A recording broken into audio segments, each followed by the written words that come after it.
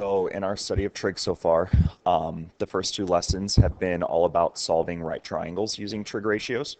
So what we find out today and for the next lesson is that if you have a triangle that is not a right triangle, it's called an oblique triangle, you can actually use trig ratios to figure out um, what those missing side lengths and angles are. It's just done in a different way.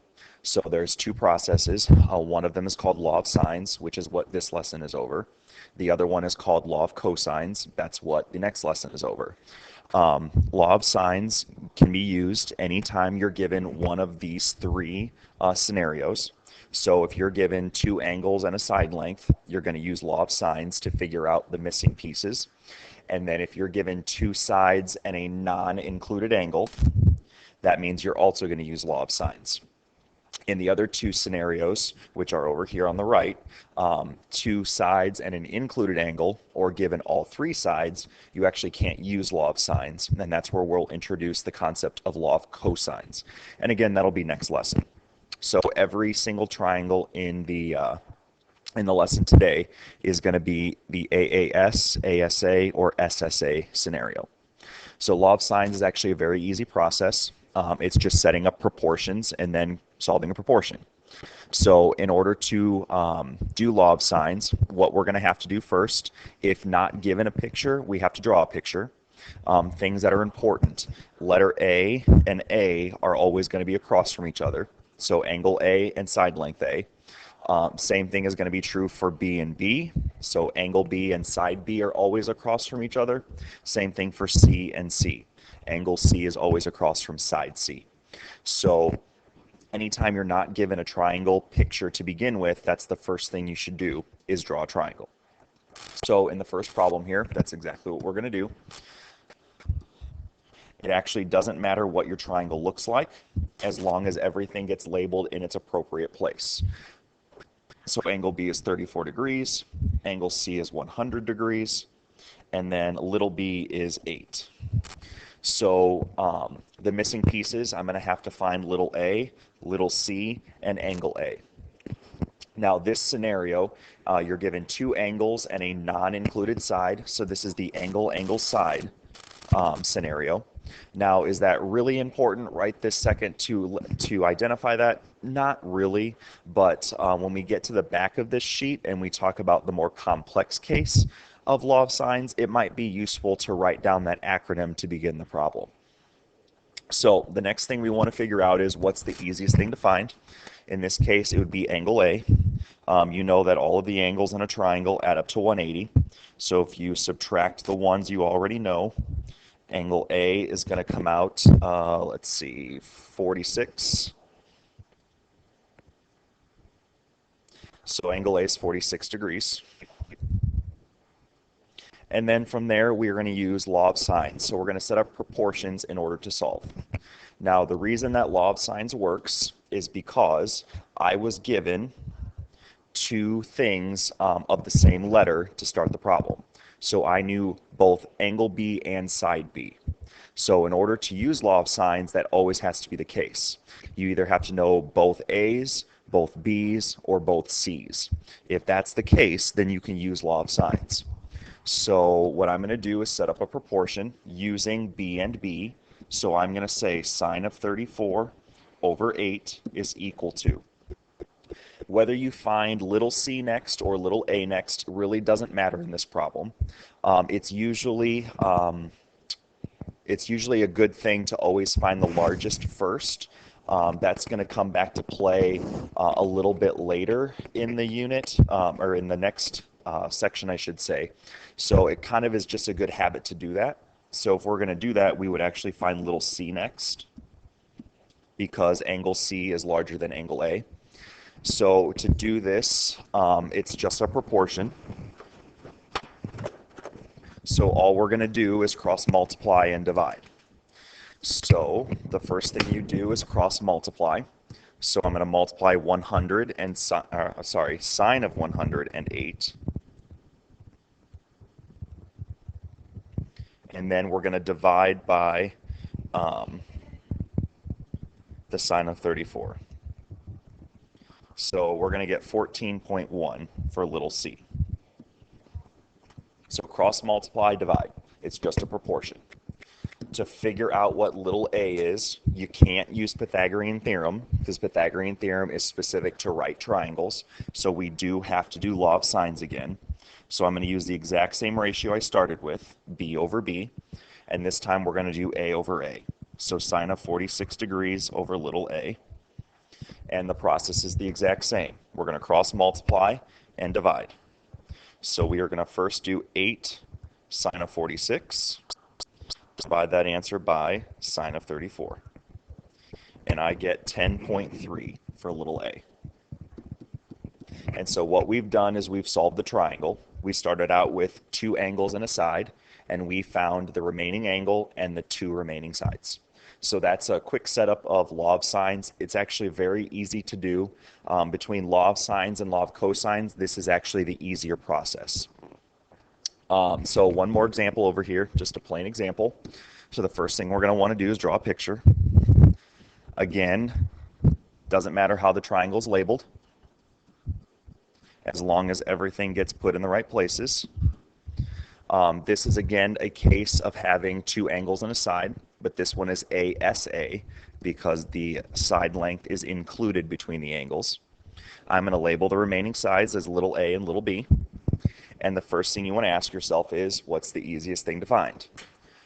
Again, the easiest thing to find is going to be to do little c. All I'm going to do is subtract off the 2 angles I know. 51 and 44 together is 95. So that means that angle C is going to come out 85. So once I've got that, now notice I know both C and C, which is what's required in order to use law of sines. You have to know both things of one letter, so angle C and side C. So when I set up my law of sines proportions, that's what I'm going to use when I write my proportions. Myself a little bit more room. So I'm going to figure out side length A first, and the reason why is because A is bigger, so I'm going to do C over C is equal to sine of A over A. And the process is the exact same as the last problem. The first thing we're going to do is cross multiply, and we're going to divide. So doing that math, 11 sine of 51 divide by sine of 85, and I get 8.6. And then the last thing we're going to find is little b, and the setup is the exact same. Sine of 85 over 11, and that's going to equal, this time, sine of 44 over little b. Process is the same. Cross multiply and divide. So 11 sine of 44 divide by sine of 85. And I get 7.7. So again, we started the problem with 2 angles and a side length. I found the remaining angle, and we found the 2 remaining side lengths. So again, law of sines is just setting up and solving proportions. So what we're going to do first is flip to the back here, because we're going to talk about the last scenario of law of sines, which is the most complex one. On the front of this sheet, we took care of these 2 cases. And what we find out is, in the third case of law of sines, it's not as straightforward and clean cut. The third case of law of sines, the side-side angle case, actually presents our biggest problem, which is that we could have information that doesn't make a triangle at all. We could have information that makes exactly 1 triangle, and we can have information that makes 2 separate triangles. That's why SSA is called the ambiguous case. The reason it's called the ambiguous case is because, starting the problem, we don't know which of the 3 scenarios that we're in. That's why when you did congruent triangle proofs in geometry, side-side angle was not one of your congruence theorems, because knowing 2 sides and a non-included angle was not enough to prove that 2 triangles were the exact same. And that's shown here. I could have a case where we have 2 triangles that have the exact same, 2 exact same sides and a non-included angle, and they could be 2 completely different triangles, as this letter C case says. So how do I determine which scenario I'm in? The first thing you decide is the angle I'm given obtuse or acute? If the angle is obtuse, there's only two scenarios. You can either make a triangle or you can't. There's either one triangle or no triangles. So if A is obtuse, all you ask yourself is the side length directly across from the angle equal to or smaller than the other side length you're given? If the answer is yes, then there's not a triangle at all. If you have an obtuse angle and the side length across from it is larger than the second side length you're given, then you can make exactly one triangle. So the first thing you have to figure out is, am I in the obtuse scenario or am I in the acute scenario? The acute scenario is the one that's a mess. So if you have an acute angle that you're given, you can have no triangles that you make, you can have one triangle that you make, you can have two triangles you make, or you can have, again, one triangle that you make. So all kinds of scenarios here. So the deal is, if you have an acute angle, you have to figure out the height of the triangle. And the height of the triangle is always found by doing that little formula, B sine of A.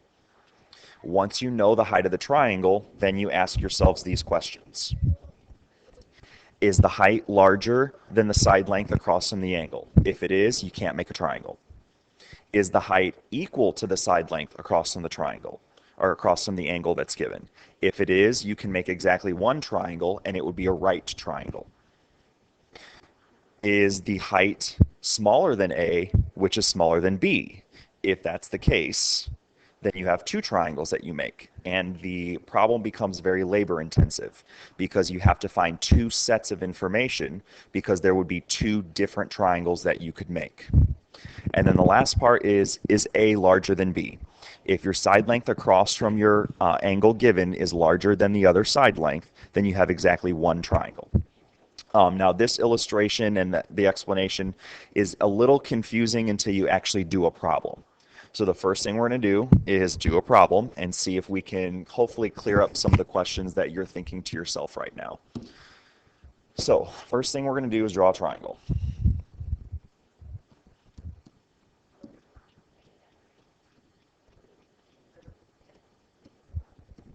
Okay, so the first thing you should notice about this triangle is you're given two sides and a non-included angle.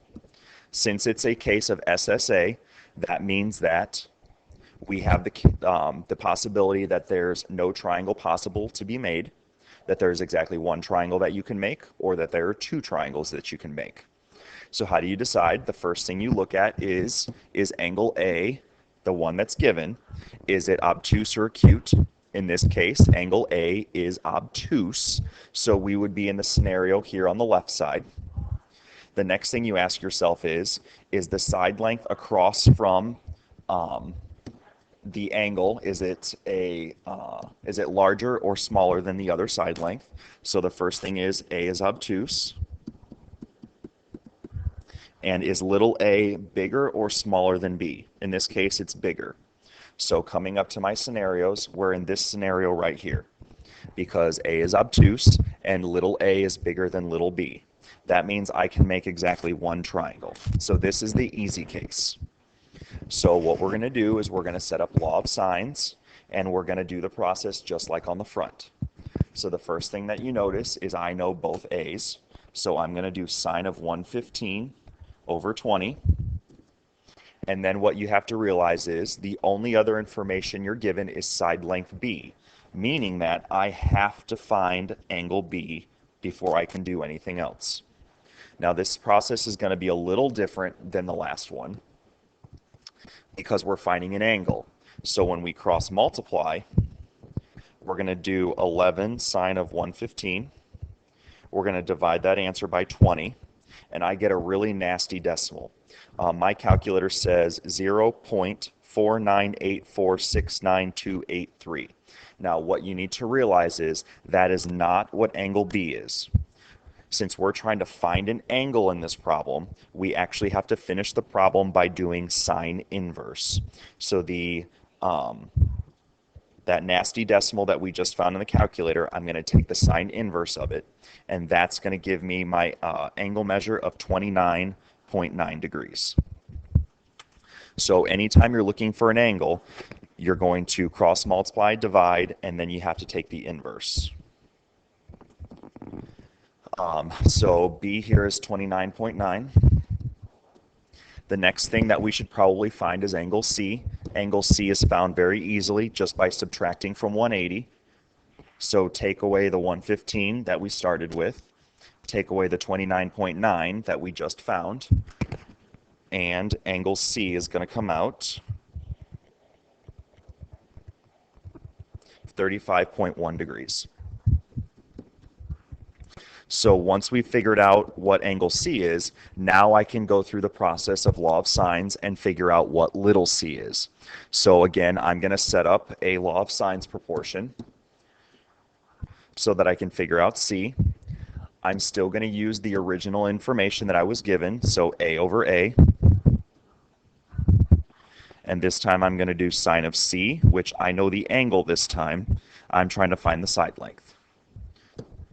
Now this one is going to be solved just like the ones on the front. We're going to cross multiply and divide, and that will be it. Since I'm only finding a side length, I don't have to do inverse.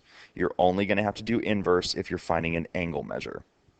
So doing cross multiply and divide, I end up with a C value of 12.7. So this one wasn't that bad because it presented us the case where we only had one triangle that we could make. So here's the next one. Again, we're going to draw a picture.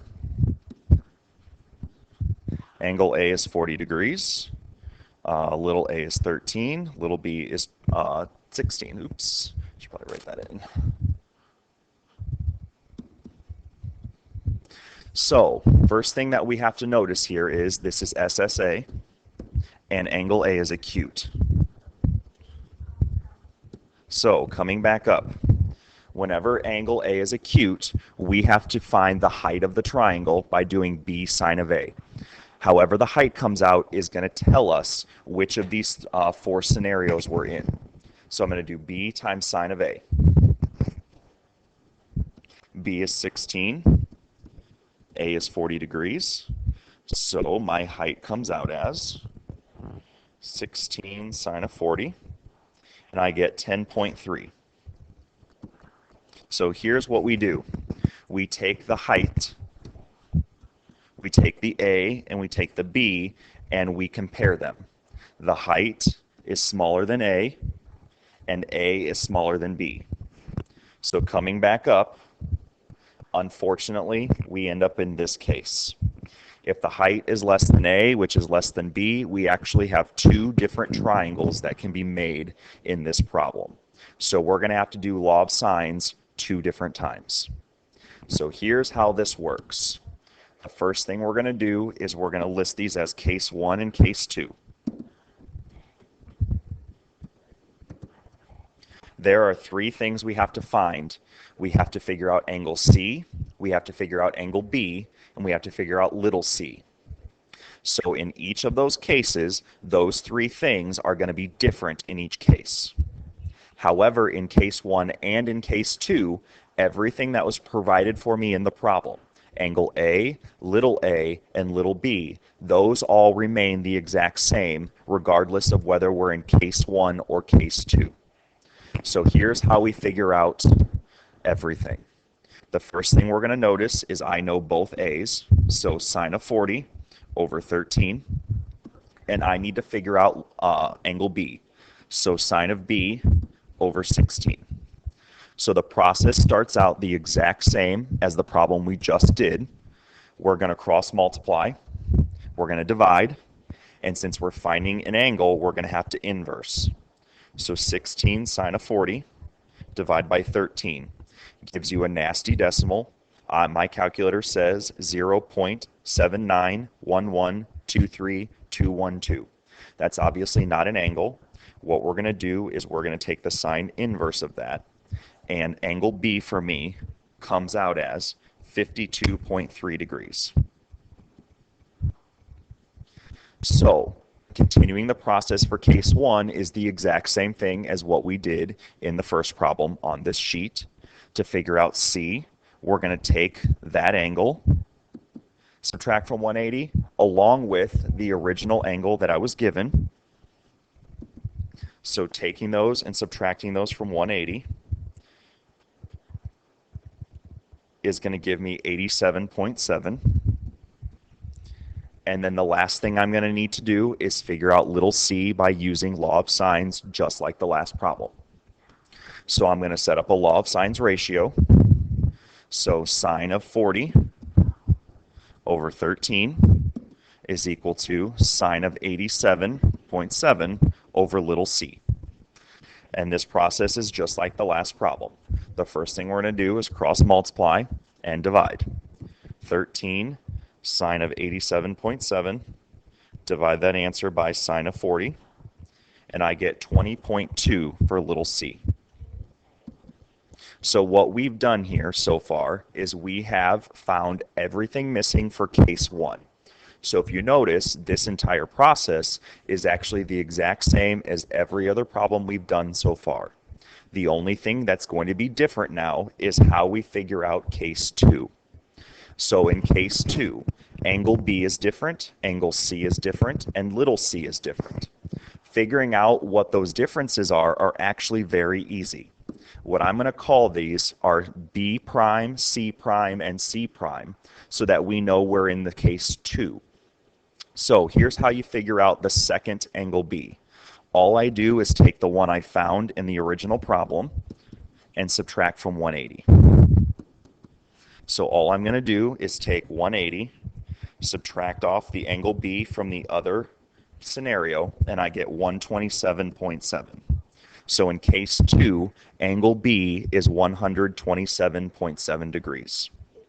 To figure out angle C prime, I'm going to take that angle I just found and the angle A that I know hasn't changed, and I'm going to figure out what angle C prime is. So 180 subtract 127.7, subtract 40, and I get 12.3 degrees for little c, or I'm sorry, for angle C. To figure out little c, all I'm going to do is set up a law of sines ratio or proportion, just like the last problem. We're going to stick with a over a, so sine of 40 over 13. The reason why I can stick with a and a is because in case 1 and case 2, they don't change. A is still a, regardless of which case you're in. And this time we're going to do sine of angle C prime, 12.3 degrees, over little c prime. In order to figure this out, all we're going to do is cross multiply and divide. So 13 sine of 12.3 degrees, divide that answer by sine of 40. And I get a little c prime of 4.3.